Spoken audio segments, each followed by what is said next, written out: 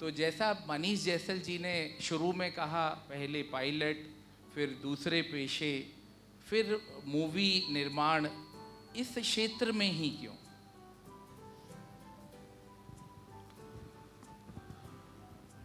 नमस्कार सबका। सबसे पहले तो मैं ITM का बहुत बहुत धन्यवाद करना चाहूँगा। यहाँ के संस्थापक, यहाँ के अधिकारीगण और आप सभी बच्चों का, क्योंकि मेरी एक बहुत बहुत बहुत महत्वपूर्ण फिल्म जिसकी हाल में मैंने शूटिंग की थी, यही कहना चाहूँगा कि बगैर आप लोगों के सहयोग के वो संभव नहीं होता। तो उसके लिए आपका बहुत बहुत साधुवाद, बहुत बहुत धन्यवाद आपका। और आज मुझे इस तरह यहाँ आमंत्रित करके बात करने का जो मौका आपने दिया, उसके लिए भी आपका बहुत धन्यवाद।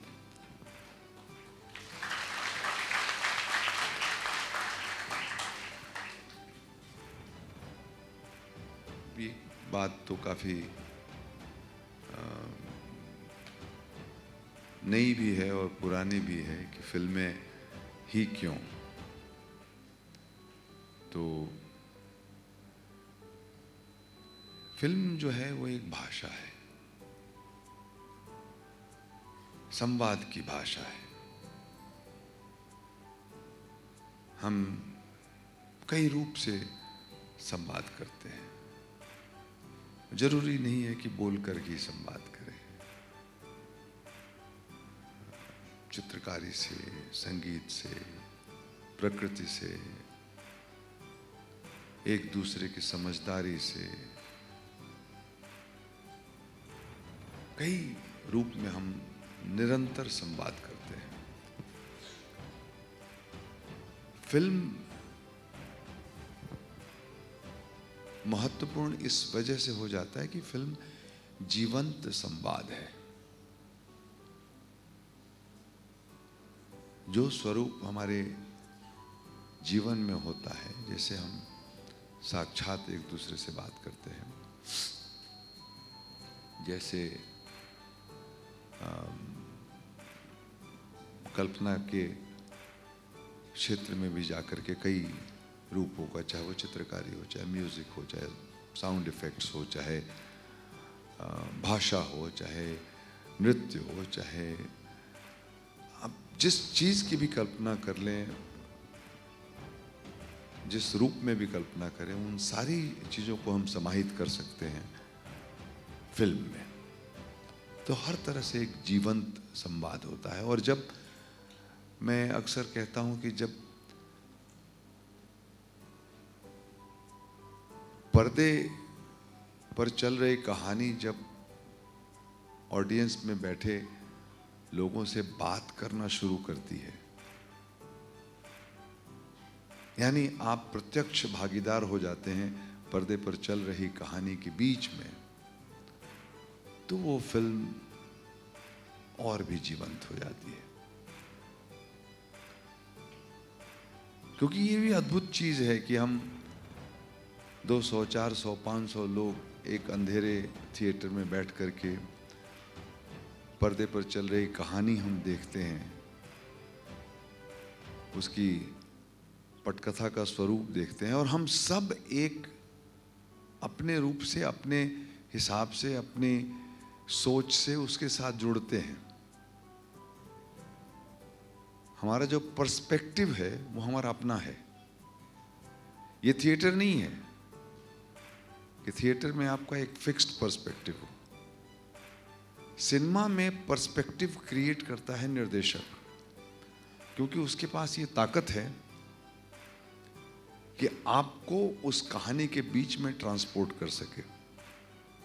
ये होता भी है, नहीं भी हो पाता, कई बार कोशिश करते हैं लोग, सफल नहीं भी हो पाते हैं, लेकिन जब वो अगर हो जाता है कि आप उनके बीच में उनकी कहानी, उनकी मनोदशा, उनकी बात, उनके भाव, उनके इमोशंस उसके भागीदार जब हो जाते हैं आप, उनके साथ जब हंसने रोने और पीड़ा महसूस करने लगते हैं आप, तो फिर वो आपसे बात करना शुरू करता है। और यदि ऐसा संभव हो जाता है तो वो सिनेमा बहुत जीवंत हो जाता है और लंबे समय तक आपसे बात करता रहता है। तो हम फिल्मकार जब रचना करते हैं, जब लिखते हैं, लिखना सबसे महत्वपूर्ण काम है, क्योंकि हम सिर्फ लिखते नहीं हैं। फिल्म जब हम लिखते हैं तो फिल्म हम देखते भी हैं, फिल्म हम सुनते भी हैं, फिल्म हम महसूस भी करते हैं, तभी वो लिखना हो पाता है। कहने का मतलब है, कहते हैं जैसे टेक्निकली कहते हैं कि डायरेक्टर और writer is an advance visualiser of the story. कोई देखे इसके पहले मैंने देख लिया हुआ है। मैंने जिस तरह से देखा, महसूस किया, सोचा, सुना, समझा, उसके संवादों को भी, उसके साइलेंस को भी महसूस किया, उसको मैंने अपनी तरह से पन्ने पे लिखा, इंस्ट्रक्शंस भी लिखे, पात्र भी लिखे, उनके चित्रण भी किए, उनको डिस्क्रिप्शन भी दी, कौन कैसा दिखता है, क्या है, किस उम्र का है, कैसी बात करता है, क्या उसकी परवरिश है, उन सारी चीज़ों का ख्याल रखते हुए कैरेक्टर्स क्रिएट करते हैं। कैरेक्टर्स के बीच में क्या बात होगी वो बात क्रिएट करते हैं, जो कहना चाहते हैं उसको बीच में लाने की कोशिश करते हैं, किस तरह कहें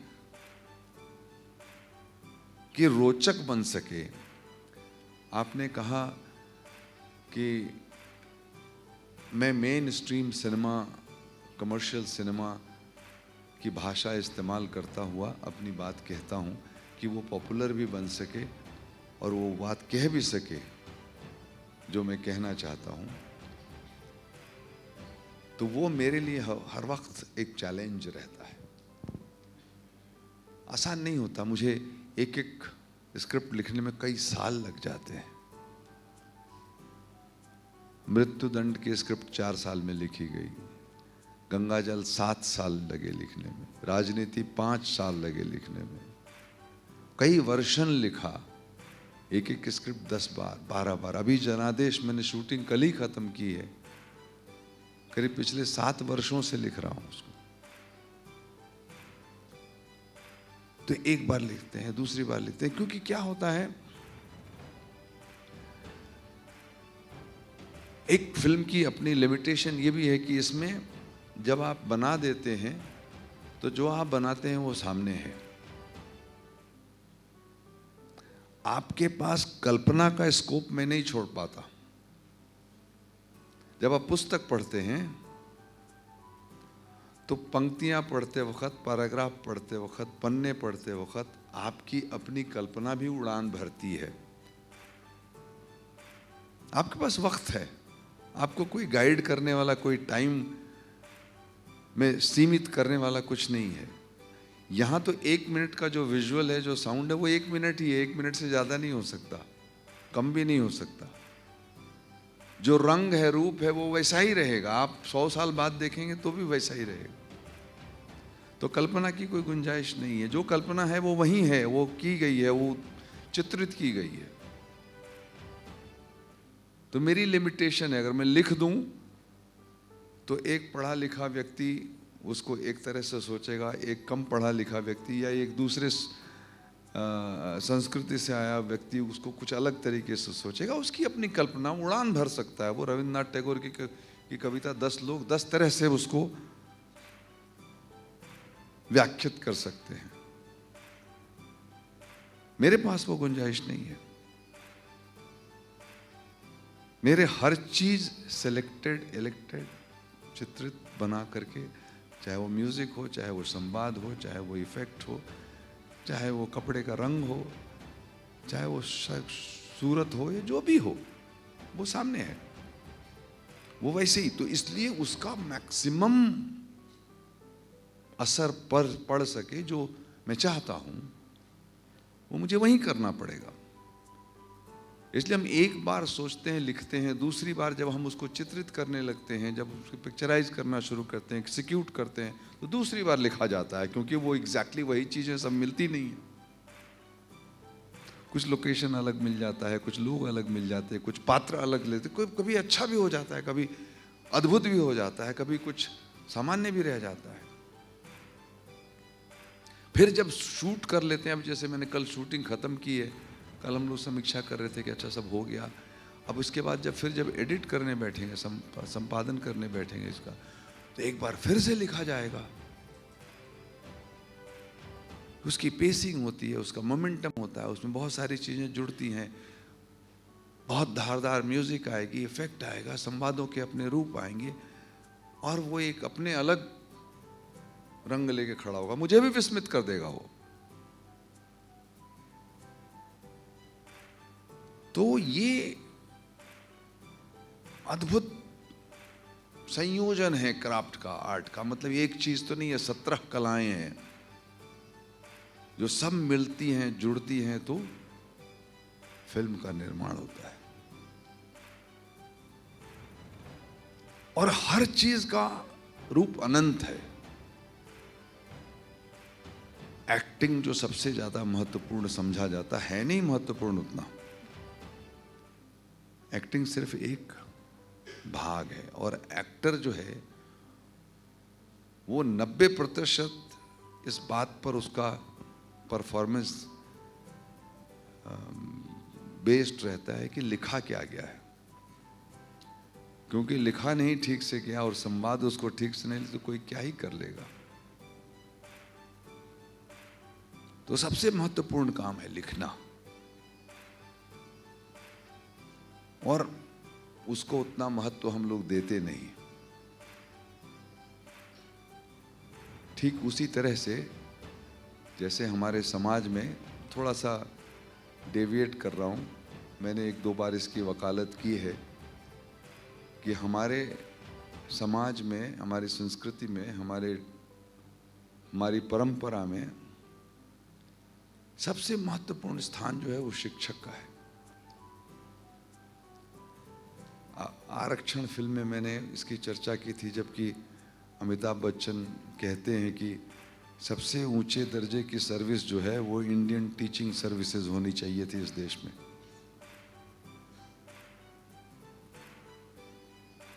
जो आईएएस जो है ना, उससे ऊपर होना चाहिए था। मतलब टीचिंग सर्विसेज के ऐसे होने चाहिए थे कि उनको जो मांगे वो दो, सबसे ऊंची सैलरी दो, गाड़ियां दो, हर तरह की सुविधा दो, उनको पढ़ने दो जैसे पढ़ते हैं, और पढ़ाएं वो।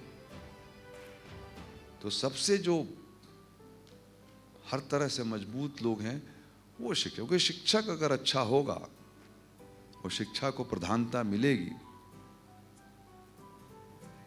तो समाज तो ठीक हो ही जाएगा। लेकिन हमारे यहाँ क्या हुआ, जो यहाँ नहीं जा सके, वहां नहीं जा सके, वहां नहीं जा सके, वो शिक्षक बन गए।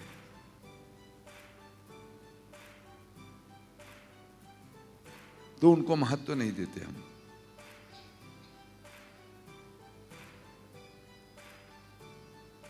लेखन को बहुत महत्व देना पड़ेगा फिल्म में, मैं देता हूं। मैं एक्टरों को बहुत ज़्यादा मत नहीं देता। बहुत बड़े बड़े एक्टर मेरे साथ काम करते हूँ, मैं मेहरबानी करता हूँ, उनको काम देता हूँ, ईमानदारी से बात करता हूँ कि, और सब वो जानते हैं इस चीज़ को, अपनी जगह पे आते हैं, सब करते हैं अपना। क्योंकि वो करेंगे क्या, जो बोलेंगे मैं बोलूँगा वही बोलेंगे ना, अपने घर से थोड़ी लाएंगे लाइनें। मैं जो सीन लिखूंगा वही उनको करना है। तो कई बार लोग मुझसे पूछते हैं, इतने बड़े बड़े कलाकार आपके साथ काम करते हैं, आपको कभी दिक्कत नहीं होती आपके साथ? कभी ये लोग सुनते हैं बहुत तकलीफ देने वाले। मुझे तकलीफ तो मैं देता हूं उनको, मेरा काम ठीक नहीं करते 5 बार करवाता हूं, तैयारी करके आनी पड़ती है। अगर कहीं डायलॉग याद नहीं रहता तो 4 बार डांटता हूं, बोलता हूं जाओ याद करके आओ, ने क्या कर रहे हो तुम यहाँ। तो ये लेखक जो है वो प्रमुख रचयिता वही है। तो फिल्में मेरे लिए आज भी इतने वर्षों के बाद भी हर दिन शूटिंग का जो है वो पहला दिन है। बहुत मजा आता है, बहुत आनंद आता है, उसी उत्साह से काम होता है। यहाँ भी मैंने काम किया था, कुछ लोगों को देखने का मौका मिला होगा। मैं बहुत आनंद, मैं अपने में ही मगन रहता हूँ, मुझे किसी चीज़ की चिंता नहीं रहती किसी चीज़ की। तो ये कमाल की चीज़ है। और चूंकि इसमें रम गया हूँ तो अपनी बात कहने के लिए फिल्म मेरा माध्यम है। और फिल्में बनाई ऐसी जाएं कि लोग उसको देखें। हमारे यहाँ की संस्कृति है, हमारे हिंदुस्तान के अंदर में नौटंकी संस्कृति है। हम लोग जोर से बोलते हैं, नाच करते हैं, नौटंकी देखते हैं, हमारी अपनी परंपरा है इसमें। तो हमारे कमर्शियल जो हमारा सिनेमा है वो उसी तरह का है। नाच भी है, गाना भी है, इमोशन भी है, बहुत लाउड इमोशन है, बहुत अजीबोगरीब तरह के भाई मिलेंगे आपको, पत्नी मिलेंगे, यहाँ पे बाप मिलेंगे। ऐसे जो फिल्मों के बाप होते हैं अलग होते हैं, भाई अलग होते हैं।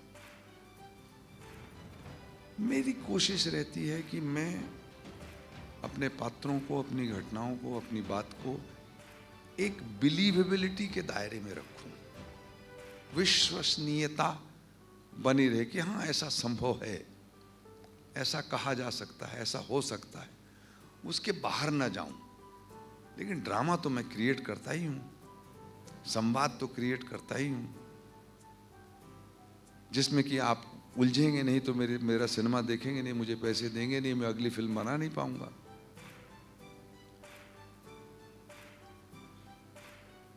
तो फिल्म मेकिंग भी होनी चाहिए और इसी में कुछ अच्छी खरी कड़वी बातें भी कह देनी चाहिए। अब हमारे यहाँ जो है वो जो प्रेम संवाद होंगे वो किसी आइडियोलॉजी को लेकर के होंगे। झगड़े तो होंगे, बट झगड़ा ये नहीं कि मैं ऊंचा हूं तू नीचा है, मेरे पास मेरी बेटी को कैसे तू संभालेगा, तू ड्राइवर का बच्चा है, तू क्या कर लेगा। ये सब चीजें दूसरे लोग करते हैं, मेरे पास और भी चीजें हैं।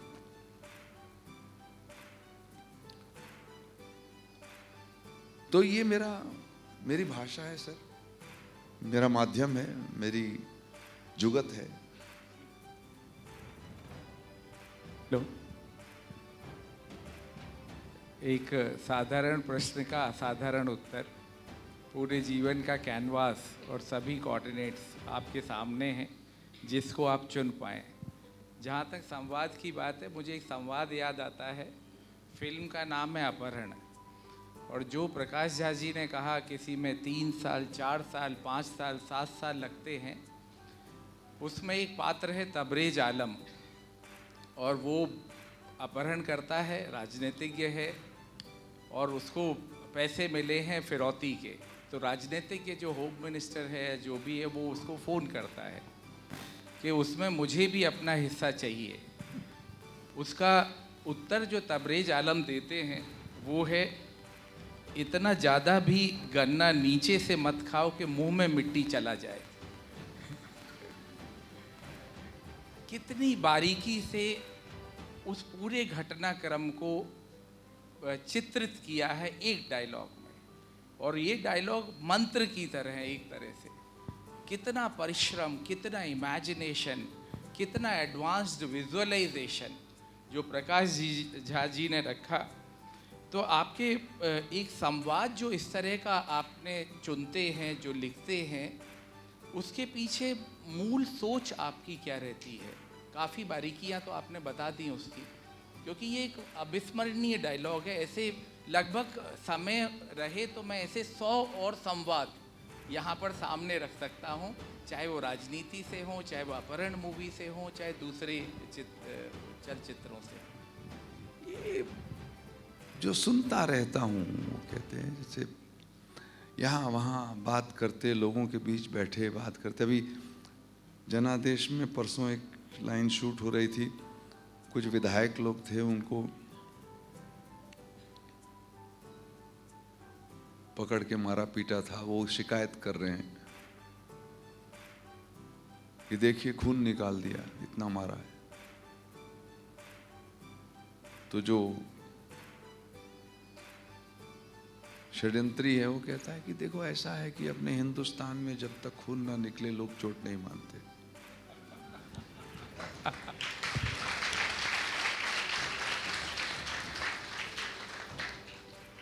तो ये चीजें जो हैं, ये मैंने कहीं सुनी होगी, ये बात कहीं सुनी होगी, कहीं जब लिखते भी हैं तो कई बार आप इंस्पायर्ड होते हैं। तो तरीका ये होता है हमारा कि जब भी हम चलते रहते हैं, सुनते रहते हैं, पढ़ते रहते हैं, तो उसको नोट कर लेते हैं, उसको हम कहीं कंप्यूट कर लेते हैं, और वो किसी न किसी जगह बात करने में आता ही रहता है। क्योंकि ये चीज़ें हैं, ये काम की चीज़ें हैं, ये बहुत आसानी से, मतलब अब ये जो अभी जनादेश मैंने बनाई, मुझे लगता है कि मेरी सबसे ज़्यादा डायरेक्टली पॉलिटिकल फिल्म। इसको बहुत चैलेंजिंग था, क्योंकि इसमें कैसे इसको व्यक्तिगत, क्योंकि क्या है, हम सिनेमा जब भी देखते हैं ना, तो सिनेमा में जनरल कैरेक्टर्स नहीं हो सकते। सिनेमा में जो कैरेक्टर्स होते हैं बहुत पर्टिकुलर कैरेक्टर्स होते हैं, और उनके साथ जोड़ना जरूरी है। उस कैरेक्टर के साथ आपकी सोच बननी चाहिए, चाहे वो विलेन हो, चाहे वो प्रोटैगनिस्ट हो, चाहे वो एंटेगनिस्ट हो, चाहे वो पीड़ित हो, चाहे वो षड्यंत्रकारी हो, उसके साथ जुड़ना जरूरी है। इसलिए उन कैरेक्टर्स के लाइनें जो होंगी वो ऐसी ही। अब हम जब अपने बीच में कई लोग होते हैं, बड़े विजडम वाली लाइनें आती रहती हैं उनकी, और ये चीज़ें हैं जैसे मृत्युदंड में ही माधुरी कहती है वो कि आप हमारे पति हैं, परमेश्वर बनने की भूल मत कीजिए।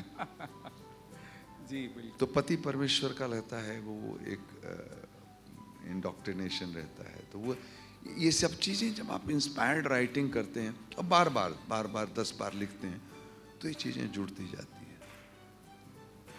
एक लड़की है इसी में जनादेश में, वो माँ बाप को किडनैप कर गया, भय से ग्रसित है, और जिसने किडनैप किया उसकी माँ ही उसको सांत्वना देती है, कहती है मैं बहुत डर लग रहा है,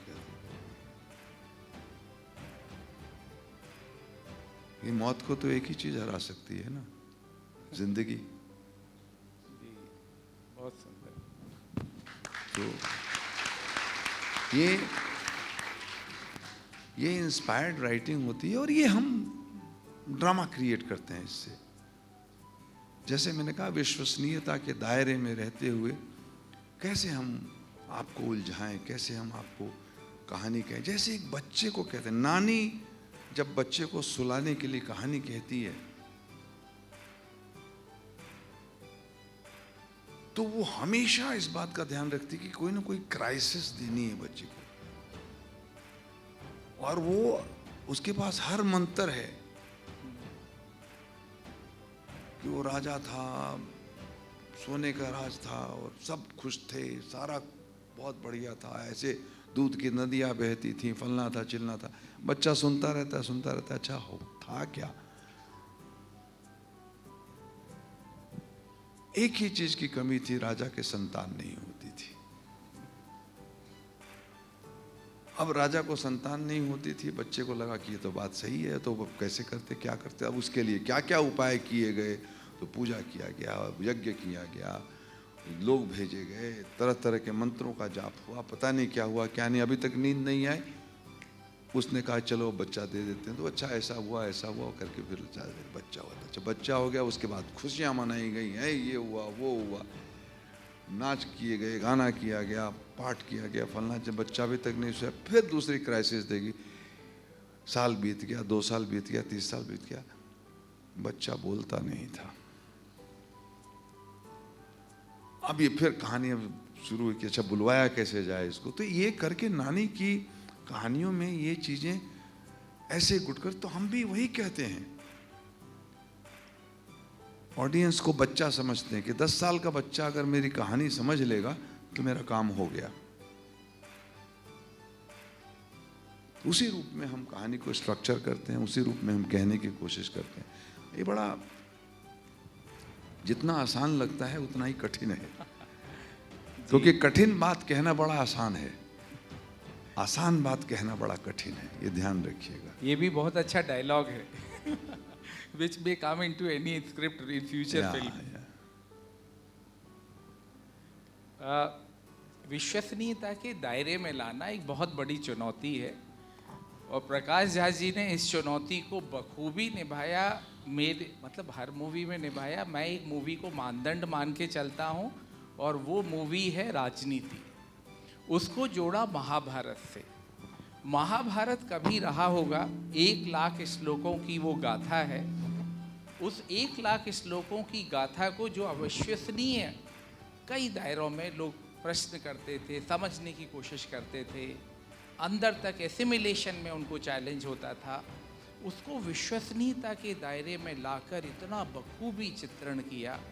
उसमें दुर्योधन पात्र भी है, कर्ण भी है, अर्जुन भी है, कृष्ण भी है, कुंती भी है। मुझे लगता है मेरे हिसाब से सबसे बड़ा चुनौतीपूर्ण मेरे लिए एक दर्शक के रूप में ये समझना ही, सोचना ही बड़ा कठिन था कि महाभारत को भी कोई विश्वसनीयता के दायरे के भीतर ला सकता है। ये सब कैसे कर पाए प्रकाश? नहीं, ये तो आप बहुत ही विपरीत बात कह रहे हैं, क्योंकि महाभारत से बड़ा विश्वसनीय ग्रंथ कोई हो ही नहीं सकता।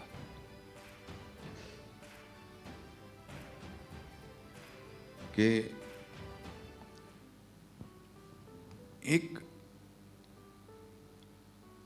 एक ऐसा एसिमिलेशन है कि किसी भी तरह का पात्र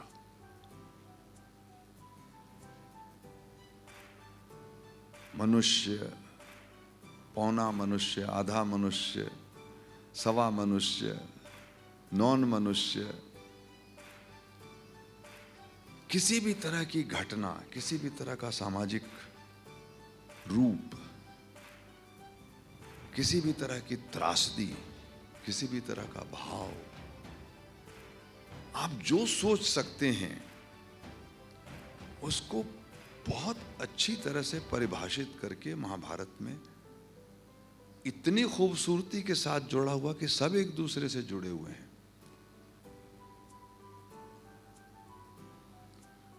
और ये मत भूलिए आप कि ये शाश्वत है, कि चाहे रामायण हो, चाहे महाभारत हो, चाहे कोई भी ग्रंथ हो, चाहे कोई कहानी हो, चाहे मेरी कोई भी फिल्म हो,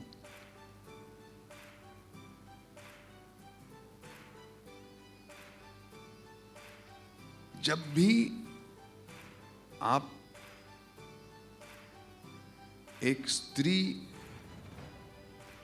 के चरित्र का, उसके रूप का, उसके स्वरूप का खंडन करेंगे तो महाभारत होगा ही होगा।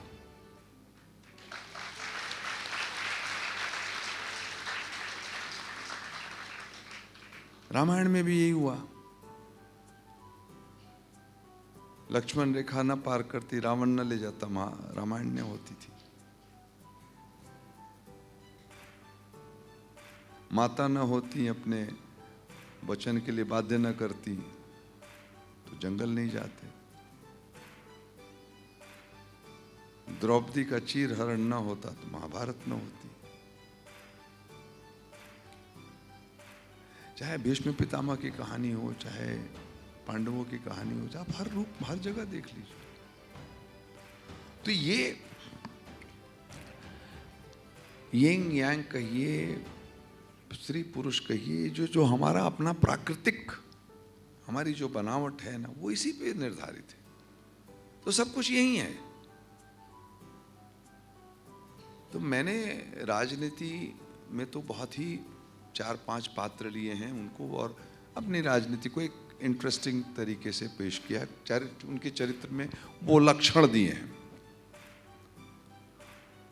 कई सालों से राजनीति के भागदौड़ पे भी काम चल रहा है, अभी फिर थोड़ा उस पर सजगता हुई, उसमें और भी नए नए पात्र जो हैं उसी महाभारत से आएंगे।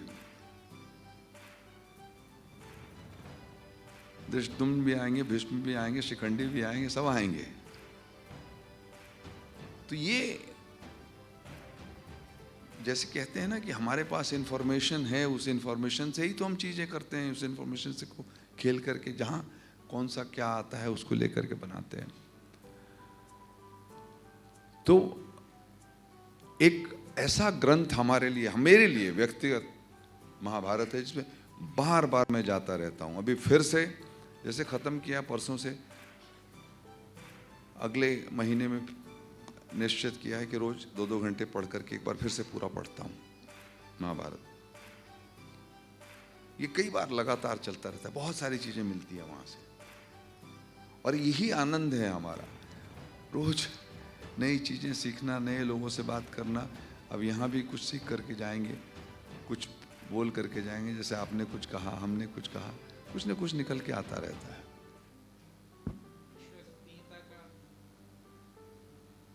हेलो, विश्वसनीयता का था, हमारे लिए अविश्वसनीय था कि महाभारत जैसे ग्रंथ को 2 घंटे या 2.5 घंटे में उसके पात्रों को कुछ चुन के और एक फिल्म के रूप में प्रस्तुत करना, ये लगभग असंभव सा प्रयास है। और मुझे नहीं लगा कि अभी तक किसी फिल्मकार ने, जहाँ तक मुझे जानकारी है, इसको इतना बखूबी पेश किया हो।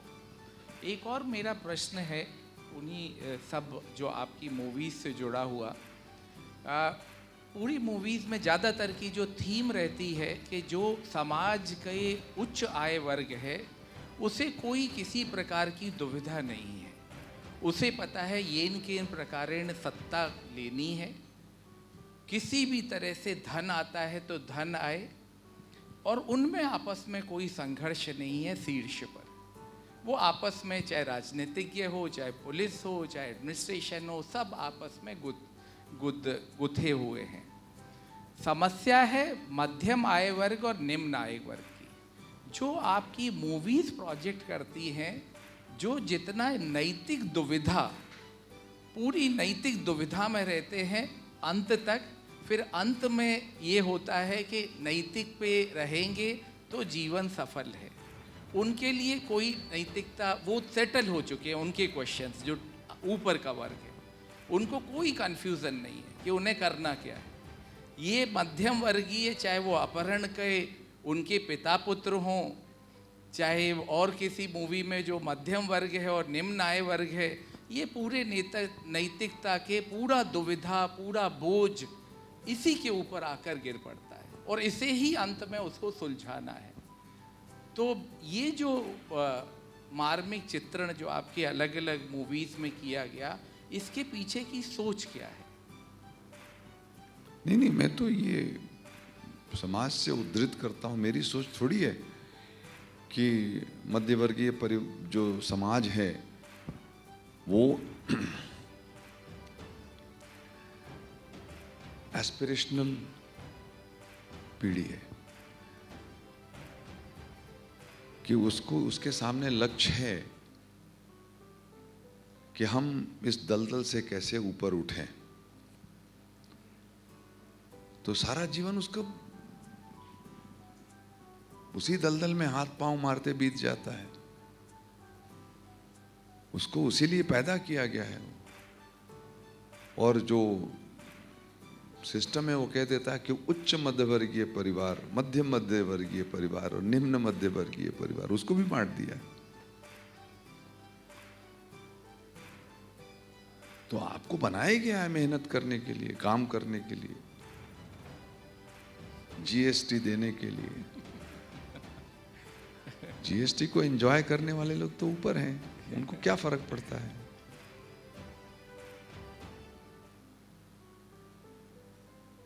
तो ये एक सत्य है। अभी ये बड़ा, आप विद्यार्थी लोग यहाँ बैठे हैं, बड़ा कटु सत्य है।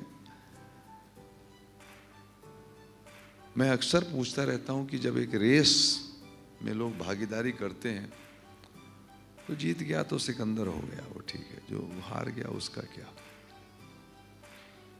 जो दूसरे नंबर पर आया, तीसरे नंबर पर आया। बेंगलोर में एक बहुत बड़ा एक मैनेजमेंट कॉलेज है, वो क्या क्रिश्चियन क्या है, क्राइस्ट। तो वहाँ एक बार मुझे ऐसे ही बोलने के लिए बुलाया गया था। वहाँ 6-7 हज़ार बच्चे मैनेजमेंट पढ़ते हैं एक साथ। तो बड़ी बड़ी कॉरपोरेट कंपनियां जो है वो आती हैं प्लेसमेंट करने के लिए। मैं पूछ कितने बच्चे प्लेसमेंट में हो जाते हैं यार, कितने? 4-5% हो जाते? नहीं सर, 4-5% कहाँ हो पाते हैं, 7 हज़ार तो यहाँ है।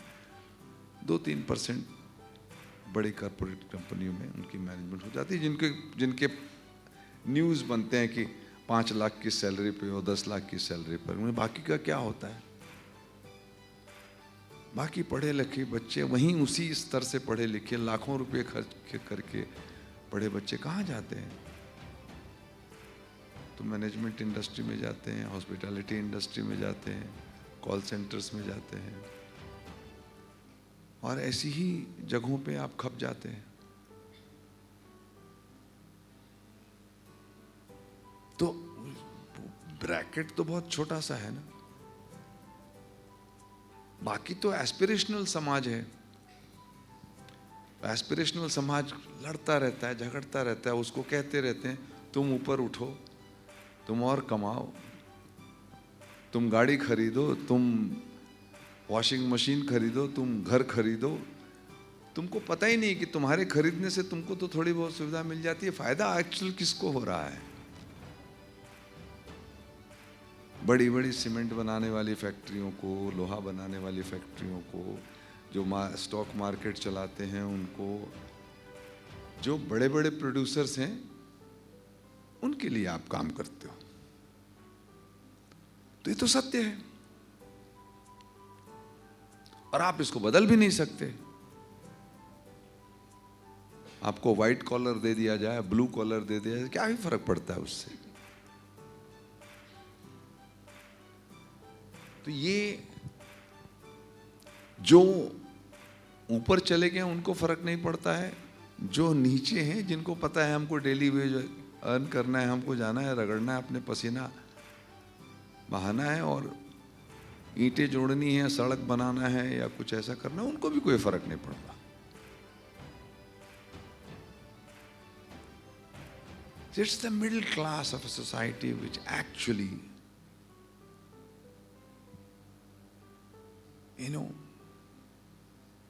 makes or breaks a society. आपको शिक्षित कर दिया गया है, आपको एक डिसिप्लिन दे दिया गया है, आपको एक कानून बता दिया गया है, आपको ये सारी चीजें समझा दी गई हैं और कंडीशन कर दिया गया है कि you are all betas, you just have to behave like this, this is what is expected of you to do. और आप वही करोगे, उसी संघर्ष में आपका जीवन निकल जाएगा। हमारे समाज की मोरालिटी की रक्षा करते करते तुम शहीद हो जाओगे, और क्या है? This is what you are supposed to do, it's just that. तो कहने वाले हम अपने समाज में मतलब क्या से क्या कह देते हैं कि औरतें हमारी समाज की ये हैं, वो हैं, फलना है, चिल्ला है, etcetera etcetera. But look at the way we behave with our women, look at the way we treat our girls.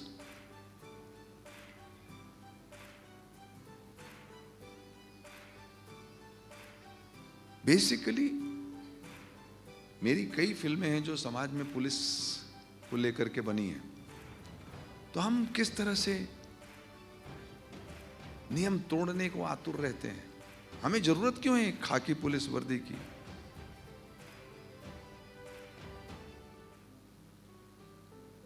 But हमको मालूम है कि हम अपना कानून खुद नहीं पालन करेंगे। हमारी बेसर सेंसिबिलिटीज है, हम हमेशा गलती करेंगे, हम जानबूझ के गलती करेंगे, तो हमें बताने के लिए, अपने आप को दंडित करने के लिए, अपने आप को समझाने के लिए खाकी वर्दी की जरूरत है। अब तो खैर उसको भी नहीं मानते हम लोग। हर चौथा बच्चा जो है वर्दी उतरवाता रहता है कांस्टेबल की, फोन दिखाता रहता है, बात कर। This is what we are.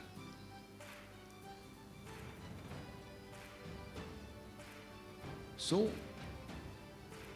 एक बहुत ही कहें उद्धृत, शिक्षित, समझदार समाज के लिए जो चालक होने चाहिए थे, जिस तरह की शिक्षा होनी चाहिए थी, जिस तरह का डिसिप्लिन होना चाहिए था, जिस तरह की मांग होनी चाहिए थी, वो हमने नहीं किया। हमारे यहाँ है, हर तरह की आज़ादी है, वो कई अच्छी बातें भी हैं, लेकिन basic civic sense, basic responsibility. क्योंकि देखो, आप कहते हो हम आज़ाद हैं, हम आज़ाद किस चीज़ से हैं? क्या हम वाकई आज़ाद हैं?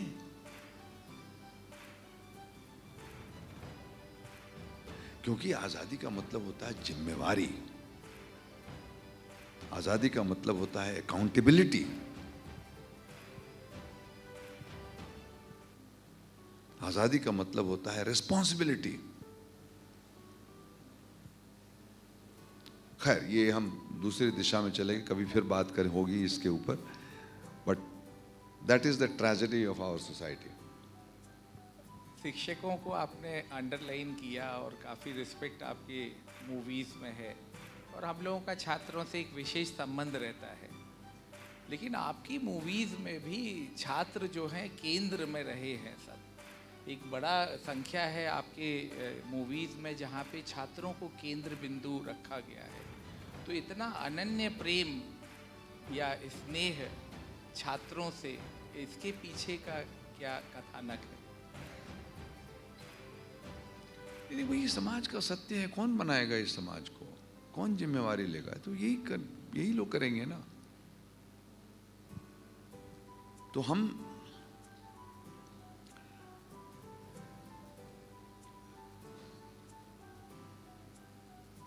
कि मतलब किसान को चाहिए पानी,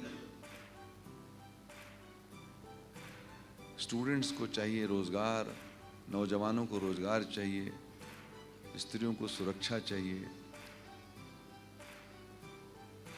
कमजोरों को हर तरह का बल चाहिए। लेकिन हम क्या करते हैं? हम इनको दे देते हैं नारे।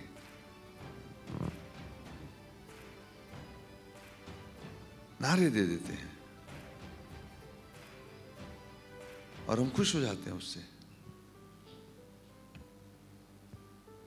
आपको पता होगा ना, हिंदुस्तान के अंदर में जो समाज है हमारा, अब थोड़ा अव्यवस्थित हो गया है, थोड़ी सोशल मीडिया की वजह से। वरना हमारे यहाँ जो समाज है वो हमेशा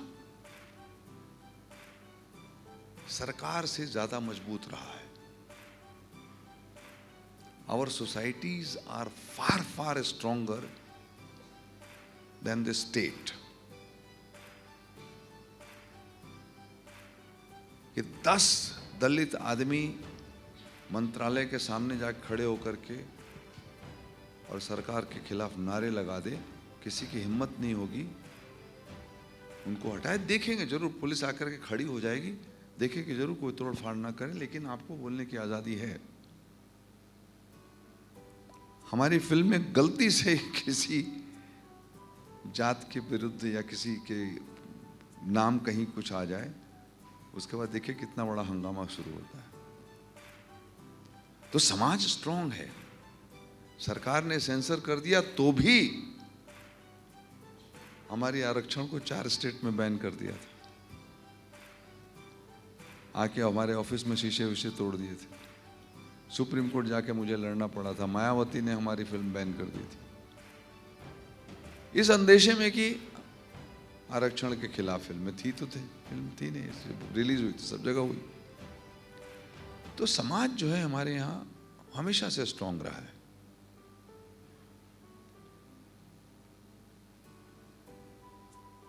हमारे यहाँ प्रॉब्लम क्या है? ऑर्डर नहीं है। कानून तो है, ये डिफरेंस यही है चाइना और इंडिया में कि चाइना में ऑर्डर है, हमारे यहाँ कानून है। तो ठीक है, हमें उसमें हमें कोई तकलीफ नहीं है इस बात के कि हमारे ऑर्डर नहीं है तो नहीं है, क्या बात है उसमें। हम लोग आज़ादी से रहते हैं, हम लोग अपने जैसे चाहते हैं वैसे बोलते हैं, बात करते हैं अपने, कानून है तो पालन करेंगे, नहीं गए नहीं करेंगे। और हमको देखने में आता है कि हमारे नेबर चारों तरफ जो है किस तरह का वहाँ व्यवस्था रहती है, हमारे यहाँ तो नहीं हो सकता। इस देश में नहीं हो सकता कि सेना आकर के बोले कल आप घर से बाहर नहीं निकल सकते, हो ही नहीं सकता। या कोई डिक्टेटरशिप चला लेगा। इंदिरा गांधी ने इमरजेंसी चलाने का प्रयास किया, कुछ दिनों तक चलाई, जिस देश की जनता ने उनको जवाब दे दिया। क्योंकि ये देश जो है वो देश नहीं है, ये महादेश है। इसमें तरह तरह के लोग, तरह तरह की संस्कृति, तरह तरह की भाषा, तरह तरह की सोच सब समाहित है। अब नया एक मंथन चल रहा है सोशल मीडिया की वजह से, जो एक अजीबोगरीब मंथन चला है। और ये जो यंत्र है, ये दरअसल में षड्यंत्र है, बहुत बड़ा षड्यंत्र है।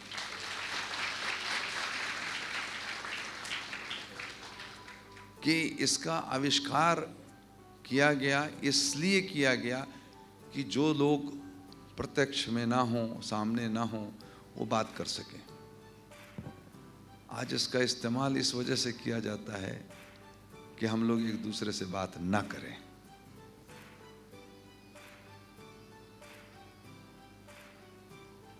इसका इस्तेमाल बात करने के लिए नहीं होता, ना करें बात, इसके लिए इसका इस्तेमाल होता है।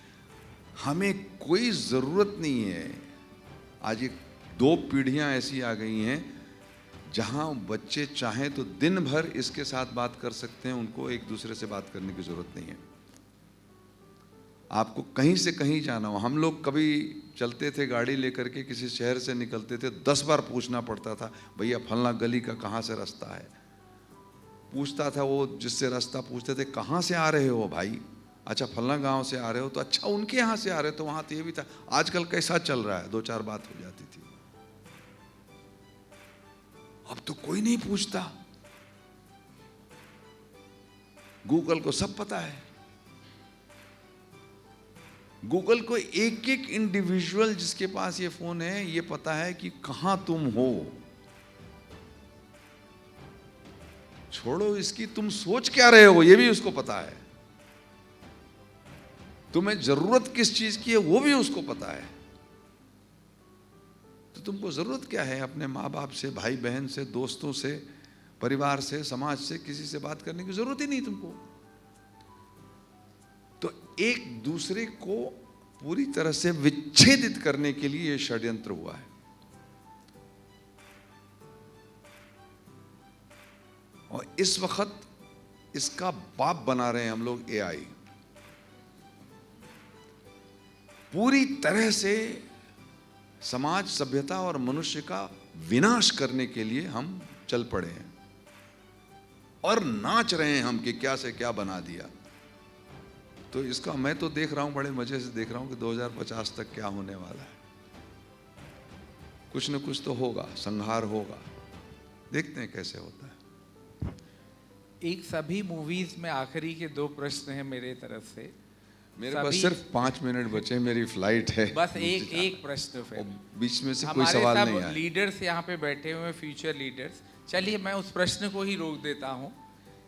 उसी एम्पैथी के साथ, जिस एम्पैथी के साथ प्रकाश झा जी मूवीज बनाते हैं, और हम छात्रों का प्रश्न ले लेते हैं, उसको प्रमुखता देते हैं। अच्छा, 5 प्रश्न ले पाऊंगा? ईमानदारी से मैं दिन भर आपके साथ बैठ के बात कर सकता हूँ, मुझे कोई दिक्कत नहीं है थी। फ्लाइट है, जाना होगा मुझे। दीजिए इनको माइक दीजिए। हाँ,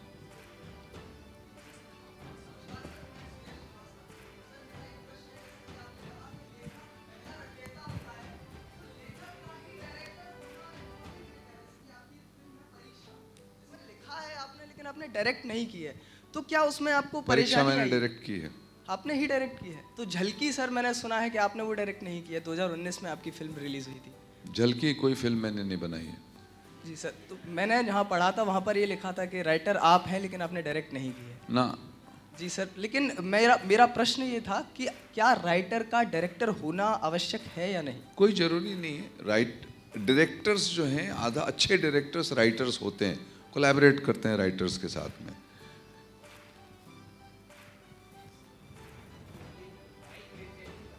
good morning sir, my self Harsh Pratap Singh Gurjar sir. Sir एक सवाल ज़रूर था सर मेरे अंदर कि सर एक टाइम पीरियड पे आके सब अपने सेफ जोन में आ जाते हैं। सर ज़रा धीरे बोलिए, आपका माइक बहुत लाउड है। हाँ, मैं ये बोल रहा था सर आपसे कि एक टाइम और पीरियड पे आके सब लोग एक अपने एक सेफ जोन में आ जाते हैं कि अब तो किस क्या जोन कर- में? Safe zone. सेफ जोन, हाँ। उसमें आलस आता है, कुछ करने का मन नहीं होता, दिख रहा है कि जैसे ये करूँगा ये हो सकता है, मगर करते नहीं हैं आलस की वजह से। आपके साथ भी सर हुआ हो कभी, उससे बाहर कैसे निकला जाए सर? नहीं, अभी तक हुआ नहीं है सर। साहब आलस ही नहीं आया सर आपको?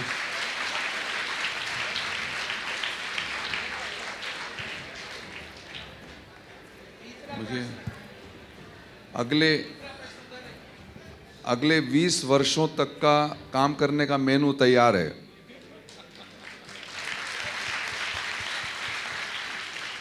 नमस्कार सर।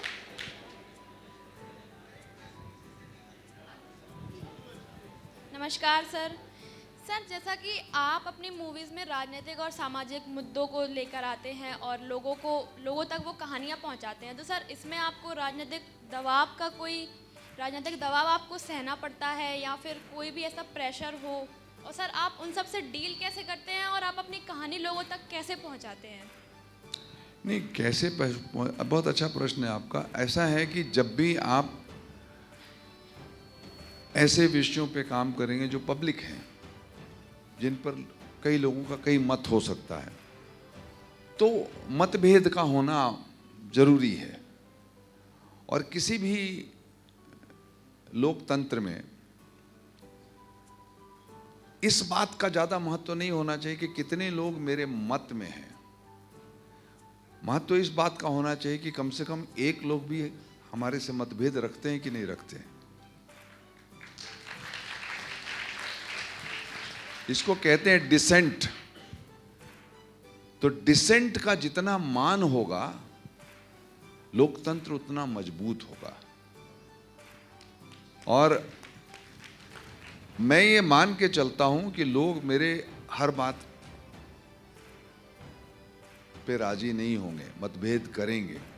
करे तो अच्छा है, मेरा काम ही यही है कि सोच पैदा करना कि ये हो कि नहीं हो, और कैसे डील करते हैं और किस तरह का दबाव है। दबाव तो आते रहते हैं दोस्त, सुबह से शाम तक आपको कभी बिजली के बिल का दबाव है, कभी सड़क खराब हो गई उसका दबाव है, कभी जो सोच के रखा है वो काम ना हुआ उसका दबाव है। तो इसी दबाव में तो जीवन चलता रहता है, अपना कोई ना कोई रास्ता निकालते रहते हैं हम लोग। नमस्कार सर। सर मेरा नाम शिवम गुप्ता है सर, मैं MBA फर्स्ट ईयर से हूँ। Sir I have a question for you and that is like film making involves creative thinking and it's a very risk taking process also. So how do you take your decisions effectively and efficiently in this dynamic world? और चीज़ें इतनी जल्दी बदल जाती हैं, plus critics को भी देखना होता है और सारी चीज़ें होती हैं। So आप कैसे करते हैं सर मैनेज?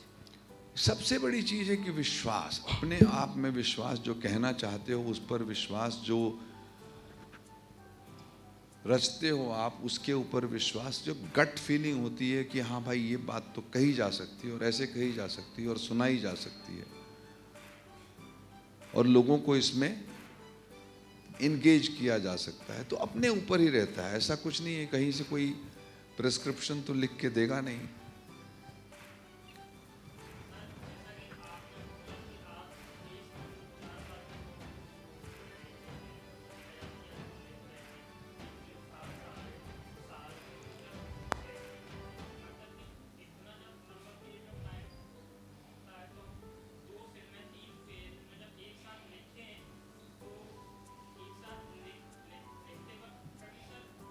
हुआ कि हम इस स्टोरी का कुछ यहाँ ला रहे हैं या इस स्टोरी का कुछ यहाँ चीज़ें मिक्सअप हुई कि नहीं हुई आपके साथ? आपके पास कितनी कमीजें हैं पहनने के लिए? सर हैं 4-5 तो हैं। है ना? हाँ। तो जब जब जब जी चाहता है वो पहन लेते हैं ना, अच्छा। है ना? बहुत हेलो, थैंक यू सर। बहुत जी जी पूछिए। Mic. Good afternoon, sir. I am Sakshi. I am a student of ITM University. So ये क्वेश्चन भी है और एक तरीके से आपका ओपिनियन भी मैं पूछना चाहूँगी. Do you think cinema has more power to change the society or society have more power to influence the cinema? I think they are both complementary. You know, I don't think cinema can really change the society. Cinema can only keep a conversation going on, which is also important. कि किसी भी issue को के ऊपर चर्चा हो, cinema ये काम कर सकता है. Cinema can be a catalyst to change. Cinema can, I mean, rarely it has happened that a cinema or a film has been able to bring about a revolution or change in the society. हम बात करते रहें, और समाज तो महाभारत है, वो समाज तो हमको हर तरह से इन्फ्लुएंस करता ही रहता है. अब जैसे बात कर रहा था मैं, AI की बात कर रहा था, टेलीफोन की बात कर रहा था. I am working on a subject, तो मुझे जो ये बहुत इंटरेस्टिंग लग रहा है, ये आप लोगों के साथ ऐसे बैठ करके बातचीत करना भी अपने आप में बड़ा अद्भुत अनुभव है. आजकल लोग नहीं करते संवाद, नहीं करते बात. People are not interested in talking. तो ये संवाद होना चाहिए और इस चीज का बहिष्कार होना चाहिए. ये ईमानदारी से आप लोग कोशिश करना शुरू करें कि फोन छोड़ करके किताबें पढ़ें. मैं अगर अभी पूछूं ना किसी से कि आप लोगों ने आखिरी किताब कब पढ़ी थी, तो सबको याद भी नहीं होगा. आप लोगों में से 90% लोगों को याद नहीं होगा कि आपने आखिरी किताब कब पढ़ी थी, उपन्यास कौन सा पढ़ा था, कविता कौन सी पढ़ी थी, लेख कौन सा पढ़ा था. और जिस समाज से, फिर से शिक्षा पे आता हूं, जिस समाज से ह्यूमैनिटीज खत्म हो जाती है, क्योंकि आज क्या है, आज दो ही तरह के लोग बनते हैं, या तो इंजीनियर बनते हैं या मैनेजर बनते हैं. आजकल के बच्चे, बॉम्बे यूनिवर्सिटी में जब आरक्षण की फिल्म बना रहा था मैं, और उसमें चर्चा भी है कहीं पर इस फिल्म किसके बारे में, कि बॉम्बे यूनिवर्सिटी में ह्यूमैनिटीज़ की पढ़ाई के लिए, ह्यूमैनिटीज़ में कितने विषय हैं, साहित्य है, इतिहास है, भूगोल है, समाज शास्त्र है, दर्शन शास्त्र है, और भी कई विषय हैं.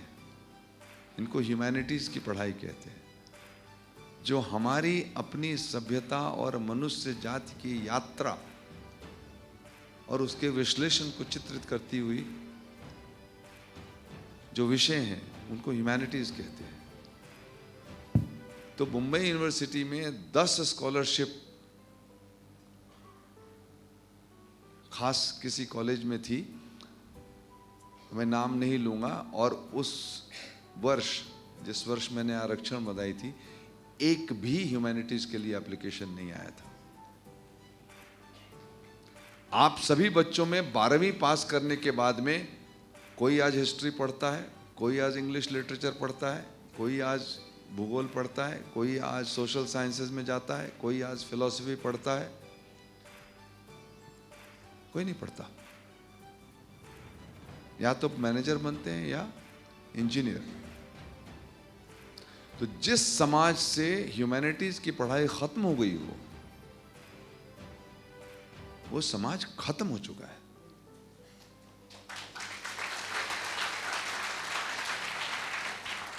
उसको पता ही नहीं है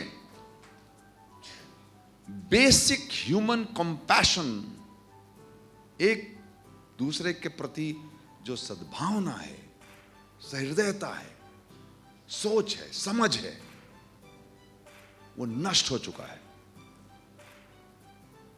आपकी गलती नहीं है, आपसे जो पीछे जो पीढ़ी गई है, आपके पिता लोग जो हैं, वो बेचारे प्रेशर में आकर के 1990 के बाद में जिस तरह से विश्व के ऊपर में बाजार का कब्जा हुआ और होता चला गया, और इस सेंचुरी के अंदर में जो भी 2000 के बाद पैदा हुए होंगे बच्चे, उनको पता ही नहीं है कि ह्यूमैनिटीज क्या है, हम किस तरह का जीवन जीते थे, शिक्षक का हम कैसा मान करते थे, माता पिता का हम कैसा मान करते थे, चाचा दादा बाबू भाई भैया, इनका क्या मान करते थे हम, क्या इनसे मिलता था, आपको पता ही नहीं है।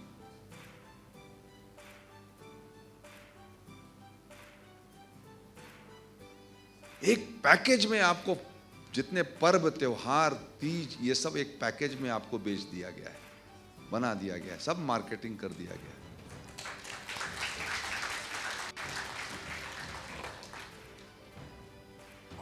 आप जीवन नहीं जी रहे, आप सिर्फ निभा रहे हैं इसका साथ। सिंपल। कभी और बहुत आऊंगा, चर्चा होगी इसके ऊपर, but this is what you are. Thank you.